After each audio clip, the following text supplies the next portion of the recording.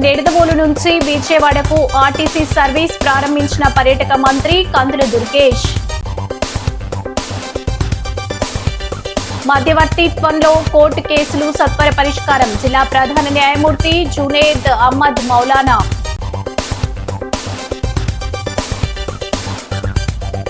విద్యార్థుల భవిష్యత్తుకు భవానీ ట్రస్ట్ భరోసా 6 పేద విద్యార్థులకు ఆర్థిక సహాయం. ప్రజల సంక్షేమమే కూటమి ప్రభుత్వ లక్ష్యం 16వ డివిజన్లో ఎమ్మెల్యే గోరంట్ల బుచ్చయ్య పర్యటన. నా భర్త ఆస్తిని ఆక్రమించుకొని బెదిరిస్తున్నారు రఘుదేవపురానికి చెందిన ప్రియదర్శిని ఆవేదన. కల్లూరులో ఫోటోగ్రాఫర్ అసోసియేషన్ నాయకులు మానవత్వాన్ని చాటుకున్నారు. కల్లూరు ఫోటోగ్రాఫర్ అసోసియేషన్ అధ్యక్షులు ఎస్కే భాష ఆధ్వర్యంలో గత 13 సంవత్సరాలుగా కల్లూరులోని దివ్యాంగులకు ప్రతి నెల 5వ తేదీ పెన్షన్ అందిస్తున్నారు. దాతల సహకారంతో నిర్వహిస్తున్న ఈ కార్యక్రమానికి నేడు ఆదిత్య విద్యా సంస్థల అధినేత వాసుదేవయ్య ముఖ్య అతిథిగా పాల్గొని దాతల ద్వారా దివ్యాంగులకు పెన్షన్లు అందించారు. బిదురుకోట రాజశేఖర్ జ్ఞాపకార్థం ఆయన కూతురు కవిత, అల్లుడు ప్రసాద్ వారి కుటుంబ సభ్యులు ఈ నెల పెన్షన్లు అందించారు. అదేవిధంగా బంగారుపేటకు చెందిన ఫోటో ఫ్రేమ్స్ తయారు చేసే రవి తన వంతు ఆర్థిక సాయం అందించారు. దీంతో పాటు దివ్యాంగులకు స్వీట్లు, క్యారీ బేర్ బాక్స్లు అందజేశారు. సంవత్సరం ఆగస్టు నెలలో బిదురుకోట రాజశేఖర్ జ్ఞాపకార్థం దివ్యాంగులకు పెన్షన్ అందిస్తామని ఆయన అల్లుడు ప్రసాద్ తెలియజేశారు.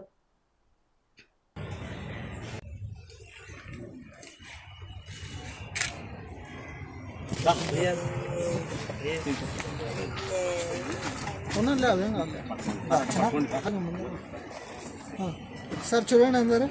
Okay ready sir. ఓకే ఎవడు ఇస్తాడు సార్, ఇది కసిగా ఉంటుంది అనమాట. Okay sir ready sir. కొంచెం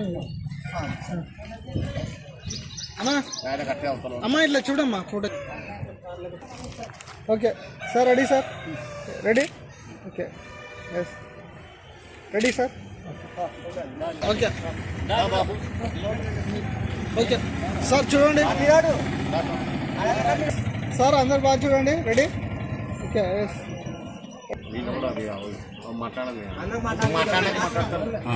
అలాగే మొన్న 2వ తారీఖు ఒక అబ్బాయి వర్ధంతి జన్మదిన సందర్భంగా మన క్యారియర్ బాగా ఈరోజు పంచుతాం. ఈ నెల ప్రతి నెల ఇది జరిగేది 2013లో గ్రామ పెద్దలు కానీ అందరూ దాతలు సహకరించి ఈ కార్యక్రమాన్ని ముందుకు కొనసాగించే వర్ధంతి కార్యక్రమంగా వారి కుమార్తె వారి అల్లుడి సహకారంతో ఈ నెల అతని వర్ధంతి సందర్భంగా మనకి ప్రకటిస్తామని తెలియజేయడం జరిగినది. రాజశేఖర్ అన్న గారి ఈ నెల 26వ తేదీ ఆయన వర్ధంతి సందర్భంగా 22 వర్ధంతి సందర్భంగా ఇది మనకు అమౌంట్ని ఏర్పాటు చేయడం చాలా సంతోషంగా ఉంది. అన్న ఉన్నప్పుడు కూడా చెప్తుండే, ఏమబ్బా ఇంత పెద్ద కార్యక్రమం పెట్టుకున్నావు, ఎక్కడ నుంచి తెస్తున్నావు, ఏం లేనో, ఇది చాలా రిస్క్ పెట్టుకున్నామని పాపం నాతో చాలాసార్లు చెప్పినాడు అన్న. వాళ్ళ కుమార్తె అడిగిన ఎమ్మడే కుమార్తె అల్లుడు వాళ్ళు ఎమ్మడే మనకు ప్రతి సంవత్సరం అందజేస్తామన్నారు. వాళ్ళ కుటుంబం అంతా ఆరోగ్యంతో సుఖ సంతోషాలతో అందరూ ఉండాలని మేము మీ తరఫున తెలియజేస్తున్నాము. అలాగే మా మిత్రుడు ఈ ఆల్బమ్స్ తయారు చేస్తాడు రవేని, ఆయన కూడా మనకి ఈ సంవత్సరంలో 4-5 సార్లు హెల్ప్ చేసినాడు. వాళ్ళ తల్లిదండ్రులు ఎప్పుడూ ఆధ్యాత్మికమే, వాళ్ళు దైవచింతనలో ఉంటారు తల్లిదండ్రులు. వారి వర్ధంతి సందర్భంగా అందజేయడం చాలా సంతోషంగా ఉంది. ఈయనకు దేవుడు బాగా ఆయురారోగ్యాలు అన్ని ఇచ్చి అష్టైశ్వర్యాలు భగవంతుడు కాపాడాలని కోరుకుంటున్నాము. భాస్కర్ రెడ్డి గారు అయితేనేమి ప్రతి ఒక్కరు మనకు హెల్ప్ చేస్తున్నారు. వారందరూ బాగా సుఖ సంతోషాలతో ఉండాలని కోరుకుంటున్నాను. అలాగే మా మిత్రుడు మన అన్న నాసుదన్న గారి కుమారుడు, అలాగే మా సుభాన్ అన్న వారి కొడుకు, వీళ్ళంతా వచ్చి కార్యక్రమానికి ఆస్వాదిస్తున్నారు. వారికి కూడా ఫ్యూచర్లో మంచి ఇలాంటి సేవా కార్యక్రమంలో పాల్గొనాలని నేను కోరుకుంటున్నాను. నమస్కారం అండి. మా మామగారు బెదురుకోట రాజశేఖర్ గారి వర్ధంతి సందర్భంగా ఎవ్రీ సంవత్సరం ఆగస్టులో పింఛన్ ఏర్పాటు చేయడం జరుగుతుంది. మందమరి డివిజన్లోని సింగరేణి పార్కులలో విధులు నిర్వర్తిస్తున్న కాంట్రాక్ట్ కార్మికులకు 2 నెలలుగా వేతనాలు తక్షణమే చెల్లించాలని ఫారెస్ట్ ఆఫీసర్ నవీన్ కి Singareni collieries contract workers union ఆధ్వర్యంలో మెమోరాండం ఇచ్చారు. ఈ సందర్భంగా డి బ్రహ్మానందం, రాష్ట్ర వర్కింగ్ ప్రెసిడెంట్ మాట్లాడుతూ సింగరేణి యాజమాన్యం మందమరి డివిజన్ లోని పార్కుల్లో విధులు నిర్వహిస్తున్నటువంటి కాంట్రాక్ట్ కార్మికులకు గత 2 నెలలుగా వేతనాలు చెల్లించడం లేదు. వేతనాలు లేకపోవడంతో కాంట్రాక్ట్ కార్మికులు అనేక రకాల ఆర్థిక ఇబ్బందులకు గురవుతున్నారు. నిత్యం ప్రయాణ ఖర్చులు, ఇంటి అద్దె, కరెంటు బిల్లు, పాల bill, dish bill, mobile recharge, కిరాణం, హాస్పిటల్ ఇట్లా అనేక రకాల ఖర్చులకు డబ్బులు లేకపోవడంతో అనేక రకాల ఆర్థిక ఇబ్బందులకు గురవుతున్నారు. ఈ కార్యక్రమంలో SCCW IFTU రాష్ట్ర నాయకులు చునార్కర్ శేఖర్, కార్మికులు రాజేశ్వరి, మణెమ్మ, రమ, భారతి, స్వరూప, స్వప్న, దేవక్క, లావణ్య, చంద్రయ్య, శివ, తిరుపతి, దామోదర్, మల్లేష్, అమృత తదితరులు పాల్గొన్నారు.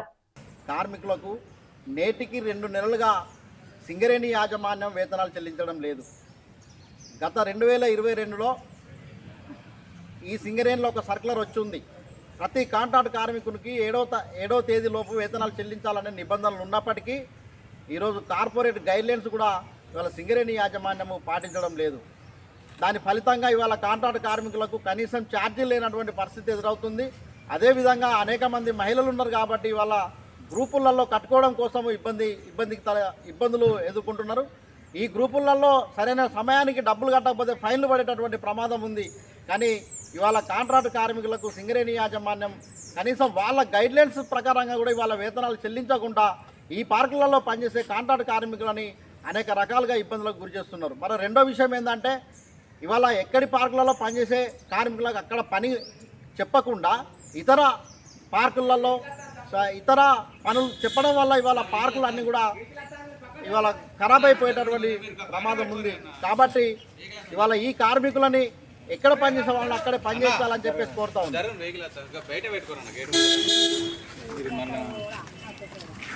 శరవేగంగా రాజన్న ఆలయ అభివృద్ధి పనులు జరుగుతున్నాయని రాష్ట్ర ప్రభుత్వ విప్ ఆది శ్రీనివాస్ పేర్కొన్నారు. దక్షిణ కాశీగా ప్రసిద్ధి చెందిన వేములవాడ శ్రీ రాజరాజేశ్వర స్వామి దేవస్థానంలో జరుగుతున్న అభివృద్ధి పనులను రాష్ట్ర ప్రభుత్వ విప్ ఆది శ్రీనివాస్ మంగళవారం అధికారులతో కలిసి పరిశీలించారు. ఈ సందర్భంగా ఆలయ విస్తరణ, తూర్పు గోపుర నిర్మాణం, అన్విటి మండపం తదితర పనుల పురోగతిపై సమీక్ష నిర్వహించారు. అనంతరం వారు మాట్లాడుతూ ముఖ్యమంత్రి రేవంత్ రెడ్డి ఆదేశాలు, దేవాదాయ శాఖ మంత్రి కొండా సురేఖ ప్రతిపాదనలు, జిల్లా మంత్రులు సహకారంతో రాజన్న ఆలయ అభివృద్ధి పనులు వేగంగా కొనసాగుతున్నాయని తెలిపారు. ఇప్పటికైనా మంజూరైన 150 కోట్లకు అదనంగా ఇటీవల 99.40 కోట్లు విడుదల కావడంతో పనులు మరింత వేగవంతం చేస్తున్నట్లు చెప్పారు. ప్రస్తుతం ఆలయ అభివృద్ధి పనుల్లో సుమారు 55% పనులు పూర్తయ్యాయని అధికారులు వివరించినట్లు విప్ తెలిపారు. తూర్పు గోపురాన్ని సుమారు 95 అడుగుల ఎత్తుతో నిర్మిస్తున్నామని, ఇందుకు అవసరమైన కృష్ణా శిలలను దశల వారీగా సమీకరిస్తున్నామని చెప్పారు. మిగిలిన శిలలను కూడా త్వరితగతిన తెప్పించి పనులు పూర్తి చేయాలని అధికారులను ఆదేశించినట్లు వెల్లడించారు. అన్విటి మండపం విస్తరణ పనులను కూడా ప్రణాళిక ప్రకారం కొనసాగిస్తున్నామని, ఆలయానికి వచ్చే భక్తులకు త్వరిత దర్శనం కల్పించేలా అన్ని చర్యలు తీసుకుంటున్నామని తెలిపారు. ప్రతి సమీక్షలోనూ ముఖ్యమంత్రి రేవంత్ రెడ్డి రాజన్న ఆలయ అభివృద్ధి పురోగతిపై ప్రత్యేకంగా ఆరా తీస్తున్నారని పేర్కొన్నారు. వేములవాడలో పర్యాటక అభివృద్ధిలో భాగంగా టూరిజం శాఖ ఆధ్వర్యంలో 12 కోట్లకు పైగా వ్యయంతో నిర్మించిన పార్కును ఇటీవల ప్రారంభించినట్లు గుర్తు చేశారు. అలాగే పట్టణ అభివృద్ధిలో భాగంగా 47 కోట్లతో రోడ్ల విస్తరణ పనులు కొనసాగుతున్నాయని, బద్ది పోచమ్మ ఆలయాన్ని సుమారు 10 కోట్లతో అభివృద్ధి చేస్తున్నట్లు తెలిపారు. భక్తులకు ఎలాంటి ఇబ్బందులు లేకుండా అన్ని సౌకర్యాలు కల్పించడమే ప్రభుత్వ లక్ష్యమని అన్నారు. త్వరలో శృంగేరి పీఠాధిపతి జగద్గురు శ్రీ శ్రీ శ్రీ శ్రీ విధు శేఖర భారతి స్వామి వారిని కలిసి ఇప్పటి వరకు పూర్తయిన అభివృద్ధి పనులను వివరించి మిగిలిన పనులపై వారి సూచనలు, అనుమతులు తీసుకుంటామని వెల్లడించారు. బాసర నుంచి భద్రాచలం వరకు ప్రాచీన దేవాలయాల అభివృద్ధికి రాష్ట్ర ప్రభుత్వం ప్రత్యేక స్థానం ఇస్తుందని పేర్కొన్నారు. రాజన్న ఆలయానికి ఇప్పటి వరకు మొత్తం 249.40 కోట్ల నిధులు మంజూరయ్యాయని తెలిపారు. మిగిలిన పనులను కూడా త్వరితగతిన పూర్తి చేసి భక్తులకు మరింత మెరుగైన సౌకర్యాలు అందించేలా ప్రభుత్వం కట్టుబడి ఉందని విప్ స్పష్టం చేశారు.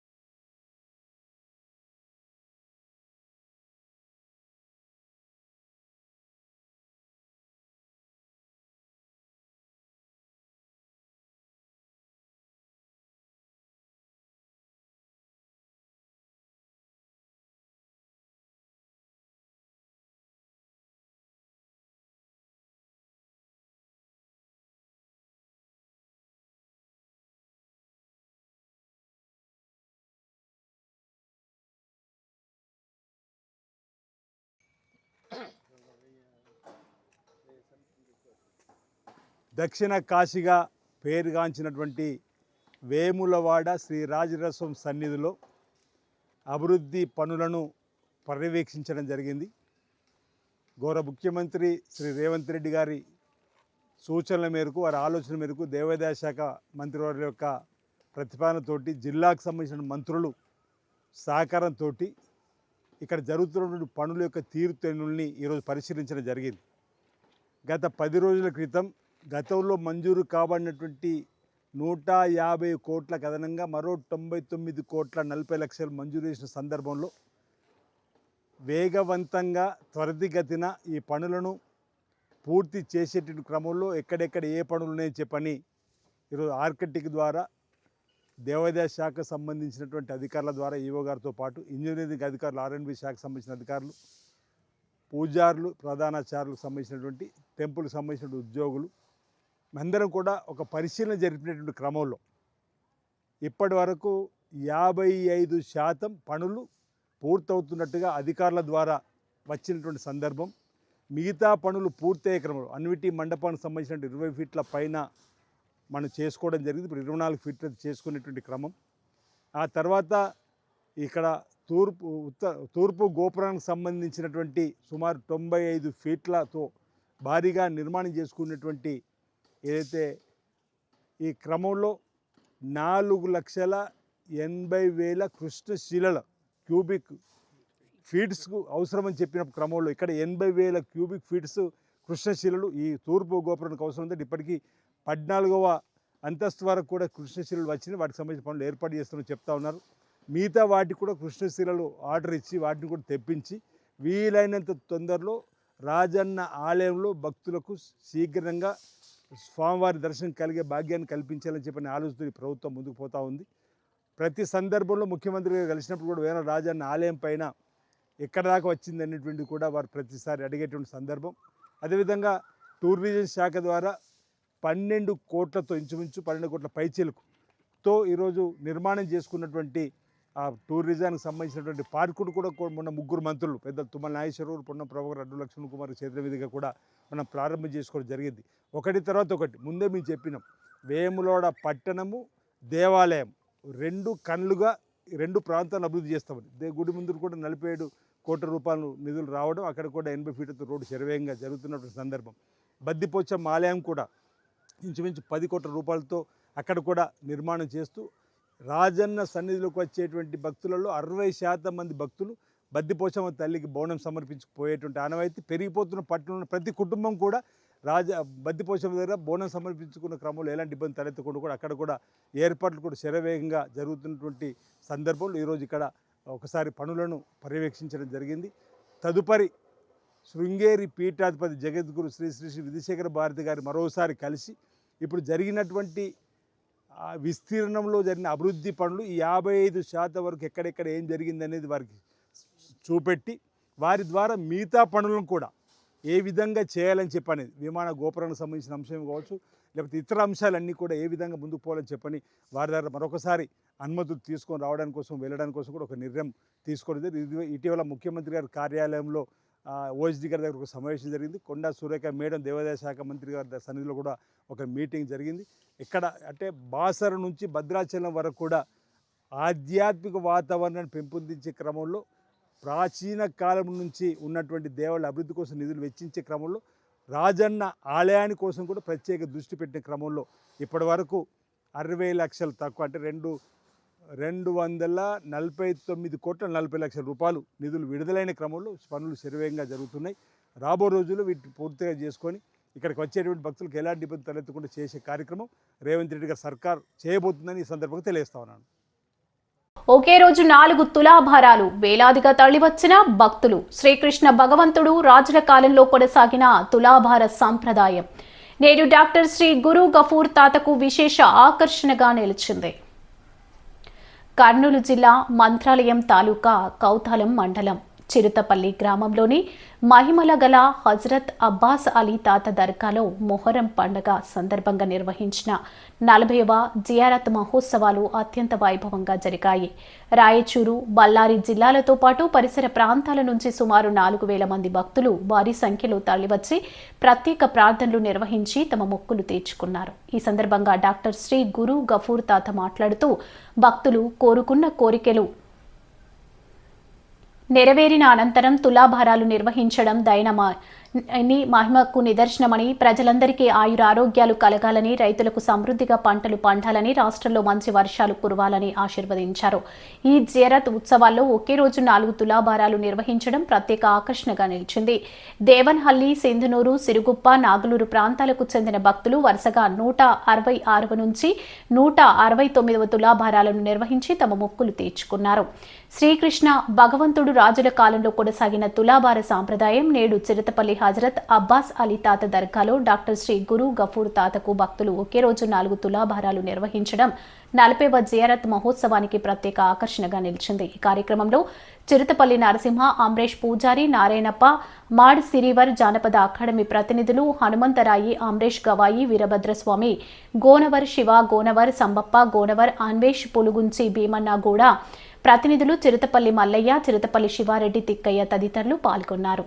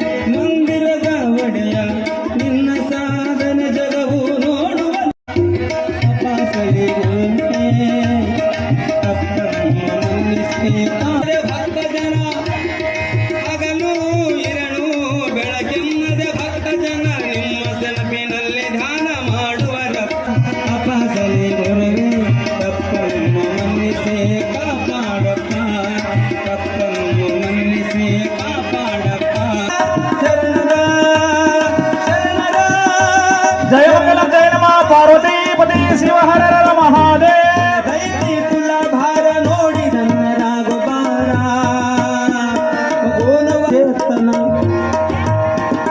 गोनवार दुडयन चिरुतपल्ली वासन गोनवार दुडयन चिरुतपल्ली वासन एडतैति तुला भार अंग चंदದ गोनवार पुರದ अंग चंदದ गोनवार पुರದ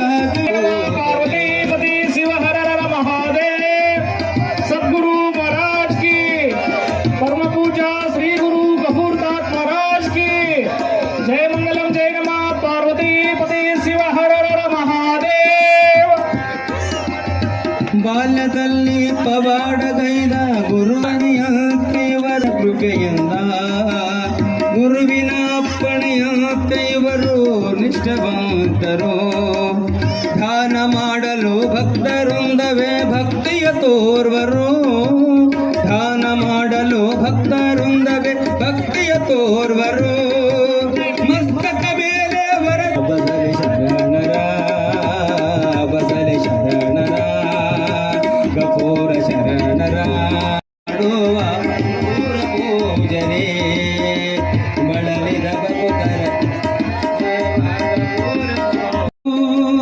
ದುಮತಿಯ ಕಂದನ ಬಾಳಿನ ಚೇತನ ದುಮತಿಯ ಕಂದನ ಬಾಳಿನ ಚೇತನ ಗಫೂರ ಪೂಜರು ಬಸಲೆ ಶರಣರು سيدنا شفيعنا حبيبنا نبينا مولانا محمد بارك وسلم عليه الصلاة والسلام عليك رسول الله صلى الله عليه وسلم ಪರಮ ದಯಮಯನ ಕರುಣಾನಿಧಿಯಾದ ಅಲ್ಲಾಹನ ನಾಮದಿಂದ ಎನ್ನ ಆರಾಧ್ಯ ದೈವ ಸದ್ಗುರು ಅಬ್ಬಾಸಲಿಯನ್ನು ನನ್ನ ಹೃದಯ ಮಂದಿರಿಸಿಕೊಂಡು ವೇದಿಕೆ ಮೇಲೆ ಆಸೀನರಾಗಿರ್ತಕ್ಕಂಥ ನನ್ನ ಧರ್ಮಪತ್ನಿ ಅರ್ಧಾಂಗಿನಿ ಗೌಶಾಬೆ ಆ ಸದ್ಗುರುವಿನ ಆಶೀರ್ವಾದ ಸದೌಕಾಲ ಇರಬೇಕು. ಇವತ್ತು ನಮಗೆ ಏನು ನಾವು ಬೇಡ್ತು ಅಂದರೆ ಆರೋಗ್ಯ ಭಾಗ್ಯ, ಆರೋಗ್ಯನೇ ನಮಗೆ ಭಾಗ್ಯ. ಆರೋಗ್ಯ ಕೊಟ್ಟು ಆ ಸದ್ಗುರುವಿನ ಆಶೀರ್ವಾದ ನಮಗೆ ಎಲ್ಲರಿಗೆ ದಯಪಾಲಿಸಬೇಕು. ಮಳೆ ಬೆಳೆ ಸುಖ ಸಂಪತ್ತು ಕೊಡಬೇಕು. ನಮಗೆ ಈ ವರ್ಷ ಮುಂಗಾರಿ ಓದಕ್ಕೆ ಎಷ್ಟು ಕಷ್ಟ ಆಗೈತೆ, ಹಿಂಗಾರಿಗೆ ಅಪ್ಪ ಆರಂಭ ಮಾಡೋಣ. ಆ ಸದ್ಗುರುವಿನ ಆಶೀರ್ವಾದ ರೈತರ ಭಾಳ ಬಂಗಾರ ಆಗ್ತದೆ ಅಂತ ಹೇಳೋಣ. ಆ ರೈತರ ಭಾಳ ಬಂಗಾರ ಆಗ್ತದೆ ನಾನು ಭಾವಿಸ್ತಾ ಇದ್ದೀನಿ. ಆ ನಂಬಿಕೆ ನಮಗೆ ಎಲ್ಲರಿಗೆ ಐತೆ. ಅದಕ್ಕಾಗಿ ಎಲ್ಲರೂ ಭಾಳ ಬಂಗಾರ ಆಗ್ತದ. ಈಗ ಸಮಯ ಭಾಳೆಲ್ಲ ಮಾತಾಡೋದಕ್ಕೆ ಇನ್ನು ಸಮಯ ಇವತ್ತು ಬಂದ ಇನ್ನು ಒಂದು ಪ್ರಸಾದ ಆರಂಭ ಆಗ್ತದೆ. ಆ ಪ್ರಸಾದವನ್ನು ತಾವೆಲ್ಲರೂ ಮಾಡಬೇಕು. ಆ ಪ್ರಸಾದ ಸೇವನೆ ಮಾಡಿಕೊಂಡು ಈ ತುಲಾಭಾರ ಕಾರ್ಯಕ್ರಮವನ್ನು ನೋಡಿಕೊಂಡು ತಾವು ಶಾಂತಿಯಿಂದ ಕುಂತು ನೋಡಿಕೊಂಡು ತಾವು ಹೋಗಿರ್ತಕ್ಕಂಥ ಎಲ್ಲ ಭಕ್ತರಿಗೂ ಶಾಂತಿಯಿಂದ ಪ್ರಸಾದ ಮುಗಿಸಿಕೊಂಡು ತಮ್ಮ ತಮ್ಮ ಊರಿಗೆ ತೆರಳಬೇಕು. ಇಲ್ಲಿರ್ತಕ್ಕಂಥ ಎಲ್ಲ ಭಕ್ತರಲ್ಲಿದ್ದು ಬೆಳಿಗ್ಗೆ ಮತ್ತೆ ಅಪ್ಪನ ದರ್ಶನ ಮಾಡಿಕೊಂಡು ನಿಧಾನವಾಗಿ ಹೋಗಿ ತಮ್ಮ ತಮ್ಮ నిరుద్యోగ యువతకు టీజీఎస్ఆర్టీసీ నిజామాబాద్ రీజనల్ అధికారి ఎన్ విజయకృష్ణమూర్తి శుభవార్త చెప్పారు. డిప్లొమా, గ్రాడ్యుయేట్, అప్రెంటిస్ పోస్టుల భర్తీకి దరఖాస్తులను ఆహ్వానిస్తుంది. మొత్తం 18 అప్రెంటిస్ పోస్టులను మెరిట్ ఆధారంగా భర్తీ చేయనుండగా అర్హులైన అభ్యర్థులు NATS 2.0 పోర్టల్ ద్వారా ఆన్లైన్లో దరఖాస్తు చేసుకోవాలని అధికారులు సూచించారు. ఆగస్టు 10 వరకు దరఖాస్తులకు అవకాశం కల్పించారు. టీజీఎస్ఆర్టీసీ నిజామాబాద్ రీజనల్ అప్రెంటిస్ పోస్టుల భర్తీకి నోటిఫికేషన్ విడుదలైంది. ఈ మేరకు regional manager N Vijay Krishnamurthy వివరాలను వెల్లడించారు. రీజియన్ పరిధిలో మొత్తం 18 అప్రెంటిస్ పోస్టులను భర్తీ చేయనున్నారు. ఇందులో 13 డిప్లొమా అప్రెంటిస్ పోస్టులు, 5 గ్రాడ్యుయేట్ అప్రెంటిస్ పోస్టులు ఉన్నాయి. Engineering, computer science, electrical, mechanical, automobile విభాగాలతో పాటు BCom, BSc, BBA, BCA, BA తదితర గ్రాడ్యుయేట్ కోర్సులు పూర్తి చేసిన అర్హులైన అభ్యర్థులు దరఖాస్తు చేసుకోవచ్చని అధికారులు తెలిపారు. 2027 సంవత్సరం లేదా ఆ తర్వాత ఉత్తీర్ణులైన అభ్యర్థులు మాత్రమే అర్హులని పేర్కొన్నారు. అభ్యర్థులు NATS 2.0 పోర్టల్లో ముందుగా నమోదు చేసుకుని ఆన్లైన్ ద్వారా దరఖాస్తు చేసుకోవాల్సి ఉంటుంది. ఆగస్టు 1వ తేదీ నుంచి దరఖాస్తుల స్వీకరణ ప్రారంభం కాగా ఆగస్టు 10, 2026 వరకు దరఖాస్తు చేసుకునేందుకు అవకాశం కల్పించారు. ముఖ్యంగా ఈ పోస్టుల ఎంపికకు ఎలాంటి రాత పరీక్ష లేదా ఇంటర్వ్యూ ఉండదని అధికారులు స్పష్టం చేశారు. అభ్యర్థులు విద్యా అర్హతలతో సాధించిన మార్కులు, మెరిట్ ఆధారంగానే ఎంపిక ప్రక్రియ చేపట్టనున్నట్లు వెల్లడించారు. అర్హత కలిగిన అభ్యర్థులు చివరి తేదీ వరకు వేచి చూడకుండా NATS 2.0 పోర్టల్ ద్వారా దరఖాస్తు చేసుకుని అవకాశాన్ని సద్వినియోగం చేసుకోవాలని టీజీఎస్ఆర్టీసీ నిజామాబాద్ రీజనల్ అధికారులు కోరారు. ఇంజనీరింగ్ వారికేమో 20,000 ఉంటుంది, నాన్ ఇంజనీరింగ్ వారికి 18,000. అయితే next year, second year, third year కొంత ఎన్హాన్స్మెంట్ ఉంటుంది. విభాగంలో 13, నాన్ ఇంజనీరింగ్లో 5, 18. ఒక విషయము, మనం అవుట్సోర్సింగ్లో డ్రైవర్లని, కండక్టర్లని కాంట్రాక్ట్ పద్ధతిలో కాంట్రాక్టర్స్ ద్వారా తీసుకుంటాము. అది లోకల్ టెండర్ వేసుకొని తీసుకుంటాం అన్నమాట. డిపోల్లో దాదాపు ఇప్పుడు అన్ని డిపోల్లో కూడా కండక్టర్స్ తీసుకోవడం జరిగింది, డ్రైవర్స్ని కూడా తీసుకోవడం జరిగింది. ఇప్పుడు బోధన్ డిపోలో డ్రైవర్స్కి అవసరం ఉంది.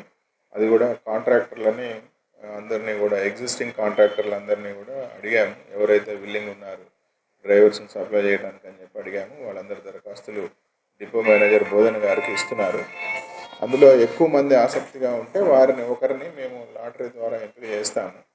చేసిన వారు మాకు డ్రైవర్ సోదరులను ఇస్తారు. కాబట్టి ఆసక్తి గల అభ్యర్థులు డిపో మేనేజర్ బోధన్ వారిని సంప్రదించి వారి యొక్క లైసెన్స్ వివరాలు ఇచ్చినట్లయితే వారిని కూడా పరిగణలోకి తీసుకొని తర్వాత ఒక కమిటీ ఉంటుందన్నమాట.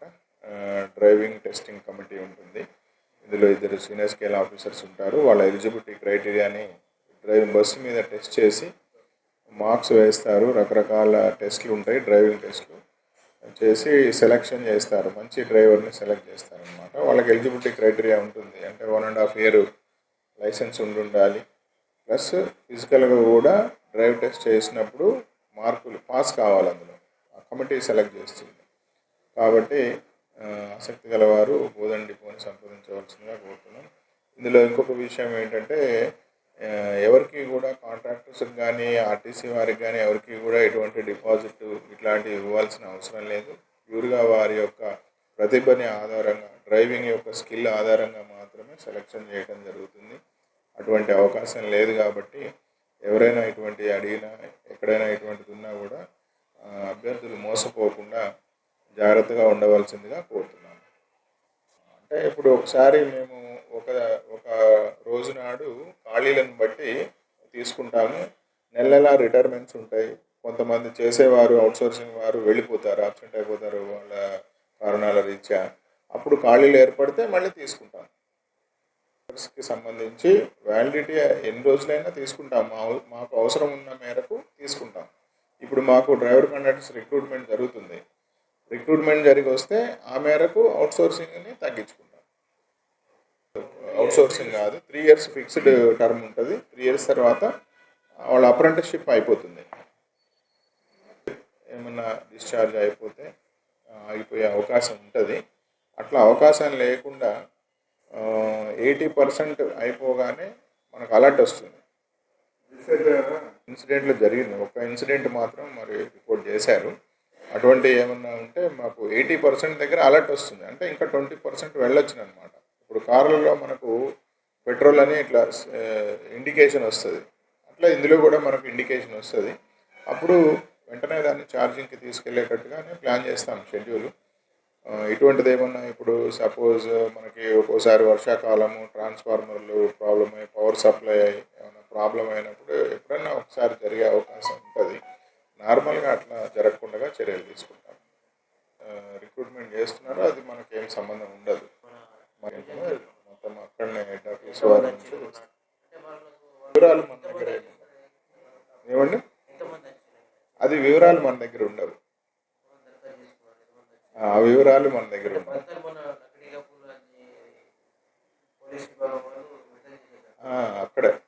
అక్కడే చేసి సెలక్షన్ పూర్తి అయిన తర్వాత మనకు ట్రైనింగ్ అయిన తర్వాత మనకు